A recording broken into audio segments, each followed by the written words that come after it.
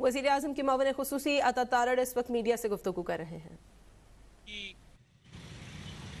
अना की खातिर पूरे शहर के अमन को दाव पे लगा दिया और लॉ एनफोर्समेंट एजेंसीज के ऑफिसर्स पर ताबड़तोड़ हमले किए और उनको जख्मी करके अस्पताल पहुंचवाया। इस वक्त जो सूरत हाल है वो ऐसी है कि जैसे किसी हाईजैकर ने, किसी अगवाकार ने लोगों को यरगमाल बना के रखा हो और कोई पूछने वाला नहीं है कि आपके अरेस्ट वारंट हैं, करप्शन के केस में हैं, तो आप ये जो लोगों को पुरतशद्दद कार्रवाइयों की तरगीब दे रहे हैं, उनको तशद्दुद पे उकसा रहे हैं, ये आपका कॉज क्या है? यानी हर तहरीक का एक मकसद होता है, हर तहरीक के कुछ मुहर्रिकात होते हैं। इस ज़मान पार्क के मामले का इनका मकसद क्या है और इसके पीछे इनका कॉज क्या है, ये कोई पाकिस्तान में आपको नहीं बता सकेगा। एक शख्स पे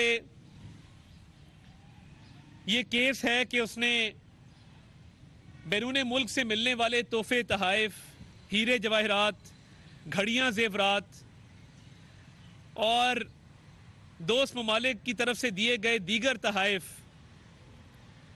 वो ब्लैक मार्केट में बेचे और ब्लैक मार्केट में बेचने के बाद जो पैसे कमाए वो जाती अखराजात के लिए इस्तेमाल किया। देखें, ये चोरियां 4-5 किस्म की हैं कि पहले आप एक तोहफे को तोशा खाना में जमा नहीं कराते, जो कि कानूनन आप पे फर्ज है कि आपको कोई भी तोहफा मिलेगा वो आपने तोशा खाना में उसको जमा कराना है। जमा कराने के बाद उसकी वैल्यू लगती है, उसकी वैल्यूएशन होती है। आपने उसकी कम कीमत या कम वैल्यू लगवाई। कम वैल्यू लगवाने के बाद आपने उस कम वैल्यू का 20% सरकारी खजाने में जमा कराया और उसके बाद जब ब्लैक मार्केट में बेचा, जो ब्लैक मार्केट में बेचने के बाद करोड़ों रुपए आपको हासिल हुए, वो करोड़ों रुपए आपने अपनी जाती अखराजात के लिए इस्तेमाल किए, क्योंकि मनी लॉन्ड्रिंग का अब नया तरीक़ेकार आ चुका, जिसके अंदर फराह गोगी साहिबा बैरून मुल्क जाती थी, महंगी घड़ी, महंगी अंगूठी, महंगा नेकलेस, महंगा ब्रेसलेट पहन के, क्योंकि किसी भी एयरपोर्ट पे जेवरात पहनने पे, घड़ी पहनने पे, अंगूठी पहनने पे कानूनी तौर पे कोई ममानियत नहीं है और किसी कस्टम्स वाले को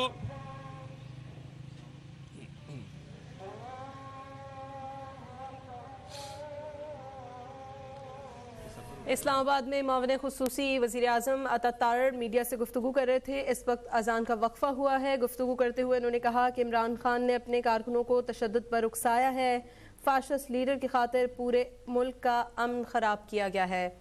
उन्होंने कहा कि इमरान खान ने तोशा खाना के तहाइफ को ब्लैक मार्केट में बेचा है। वज़ीर आज़म के मावन खुसूसी अता तारड़ इस्लामाबाद में मीडिया से गुफ्तगू कर रहे हैं। उन्होंने कहा कि इमरान खान अपने कारकुनों को तशद्दुद पर उकसा रहे हैं, फाशिस्ट लीडर की खातिर पूरे मुल्क का अमन ख़राब किया गया है।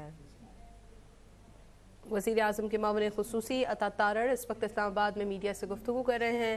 उनका कहना था कि इमरान खान अपने कारकुनान को तशद्दुद पर उकसा रहे हैं। उन्होंने कहा कि फाशिस्ट लीडर की खातिर पूरे मुल्क का अमन ख़राब किया गया है।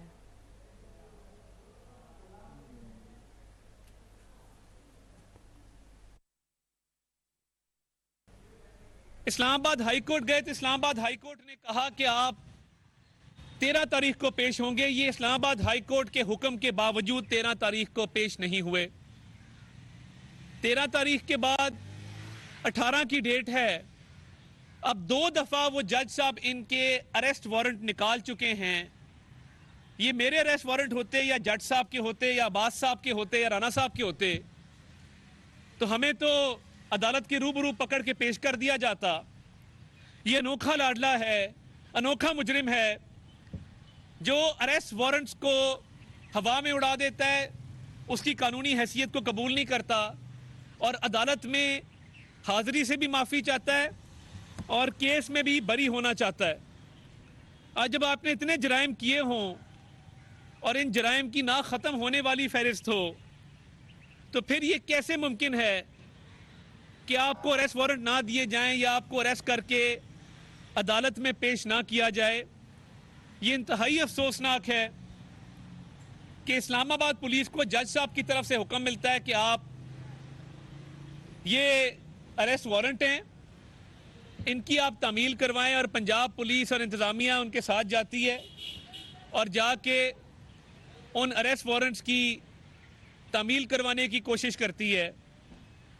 और आप क्या करते हैं, आप मुसल्लह जत्थों के साथ हमलावर हो जाते हैं और ना सिर्फ कानून नाफिज करने वाले इदारों के अफसरान पे हमला करते हैं, सिपाह पे हमला करते हैं। अब किस तरह के वहाँ पे हथियार इस्तेमाल हो रहे हैं, उनके पास पेट्रोल बम हैं, उनके पास गुलेले हैं, उनके पास ईंटें हैं, पत्थर हैं, जिससे वो कानून नाफिज करने वाले इदारों के अफसरान और उनकी सिपाह पर हमला आवर हैं।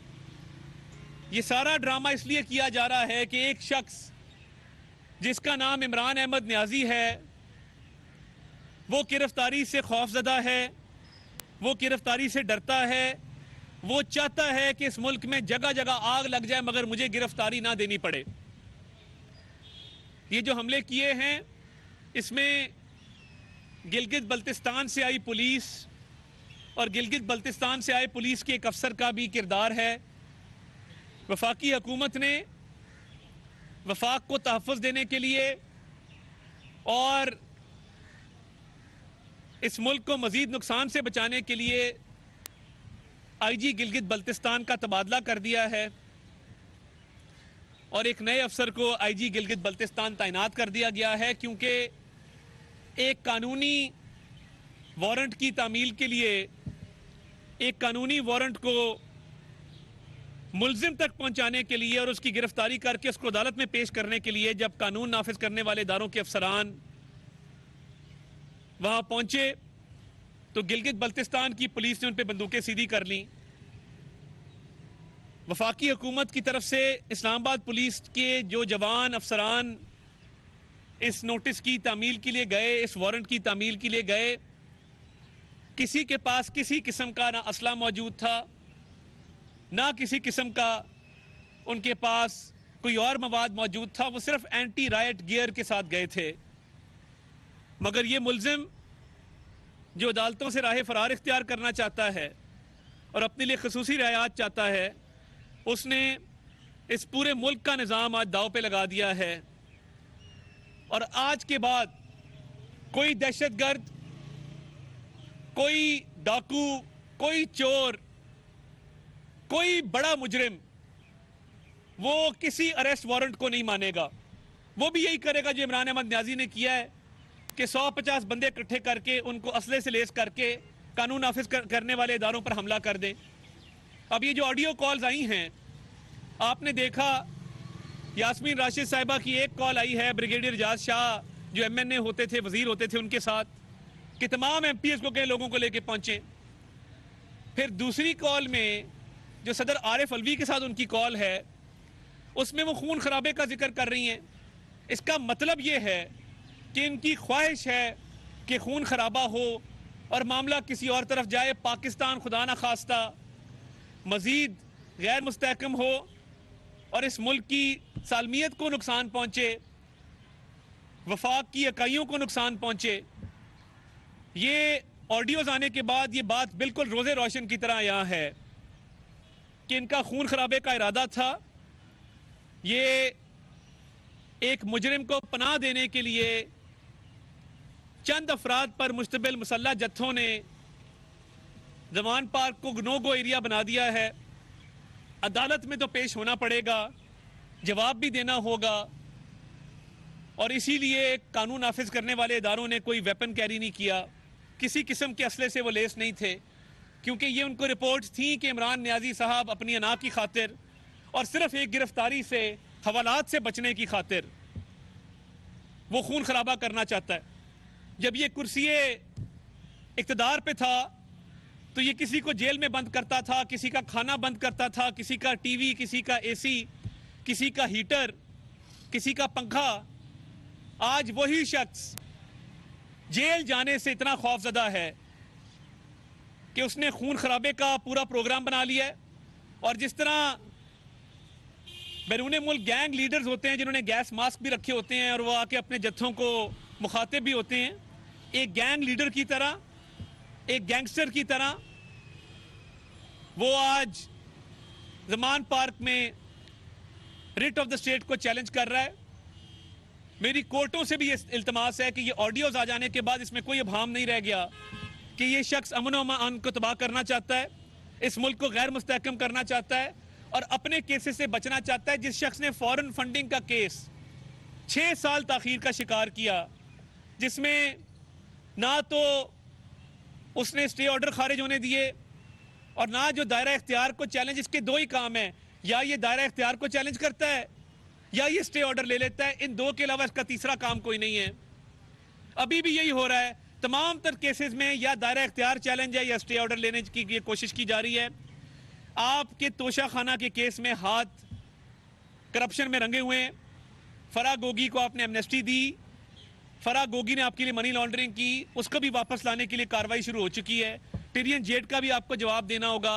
और ये जो खून खराबा करने की कोशिश की, लॉ एनफोर्समेंट एजेंसीज के अफसरान को, सिपाहियों को जो नुकसान पहुंचा, जो सरकारी इमलाक को नुकसान पहुंचा, एक एक पाई आपको अदा करना होगी और एक एक जो जुर्म किया है उसकी सजा आपको भुगतना होगी। बहुत शुक्रिया। ये बताइएगा कि एक तो ये बताइएगा कि गिलगित बल्तिस्तान की पुलिस जब वहां पर पहुंची तो लाहौर पुलिस ने उनको जमान पर जाने से मना कर दिया था, हम वहाँ मौजूद थे, वो कैसे अंदर चली गई, जमान पर तक कैसे गई? नंबर 2 बताइए 50 से ज्यादा पुलिस एहलकार जो है वो जख्मी हुए हैं और रेंजर्स की गाड़ियां भी तोड़ी गई, सबको तोड़ा गया। तो हम ये समझे कि रियासत जो है वो आज नाकाम हो गई है इमरान खान को गिरफ्तार। बड़ा अच्छा सवाल है आपका। देखिए, सबसे पहली बात यह है कि गिलगित बल्तिस्तान पुलिस असले के जोर पे अंदर गई और गन पॉइंट पे उन्होंने अपनी एंट्री ऑब्टेन की, क्योंकि ना पंजाब पुलिस के पास, ना वफाकी जो इस्लामाबाद की पुलिस है उसके पास किसी किस्म का असला नहीं था।